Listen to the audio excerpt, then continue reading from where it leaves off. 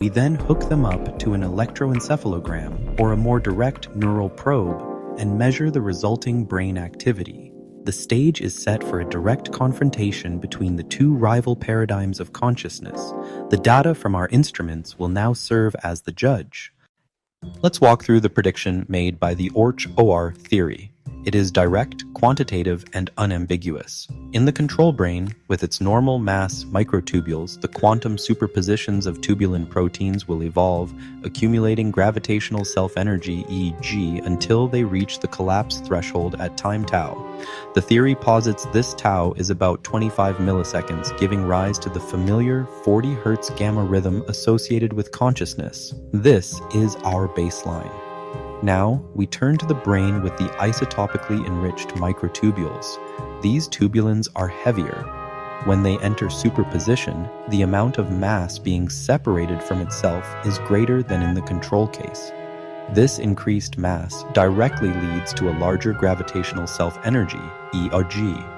According to the Penrose equation, tau equals h bar divided by EEG. Since EEG is now larger, the collapse time tau must become shorter. A shorter collapse time means that the moments of conscious experience are occurring more frequently. If the baseline frequency was 40 Hz, one collapse every 25 milliseconds, a shorter tau, say 24 milliseconds, would correspond to a new, higher frequency of about 41.7 Hz. The prediction of Orch-OR is therefore crystal clear. The subject with the heavier microtubules should exhibit a small but measurable increase in the frequency of their gamma band brainwaves during conscious processing. The magnitude of this frequency shift can even be estimated. It depends on several factors, including what fraction of the tubulin protein's mass is in superposition and how much heavier the isotopes make it. Using reasonable estimates from the model, the predicted frequency shift might be on the order of 1 to 3%. While small, this is well within the detection capabilities of modern neurophysiological recording equipment, provided the experiment is conducted with sufficient precision and statistical power. The theory doesn't just predict a generic change, it predicts a specific direction, an increase in frequency, and a plausible magnitude. This is the hallmark of a strong, falsifiable scientific hypothesis. This result, if observed, would be a seismic event in science.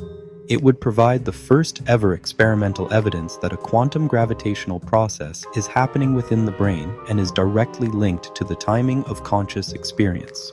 It would be a stunning vindication for the Penrose-Hameroff model and would shatter the purely computational paradigm. It would mean that consciousness is not an algorithm running on arbitrary hardware, but a fundamental physical process that intimately depends on the mass of the particles in our neurons. The ghost in the machine would have been found, and its shadow would have a measurable weight. Now, let's consider the alternative outcome. What do the prevailing computational theories, GNW and IIT, predict for the mass invariance test? Their prediction is just as clear and, in its own way, just as powerful. Nothing should happen. From the perspective of a computational theory, the mass of the atoms is simply an implementation detail, like the brand of silicon used to fabricate a microchip. As long as the logic gates function correctly, the underlying hardware's weight is irrelevant. The brain's algorithm, whether it's a global broadcast or a measure of integrated information, is defined by the pattern of connections and the flow of signals, not by the nuclear mass of the carbon atoms in its proteins.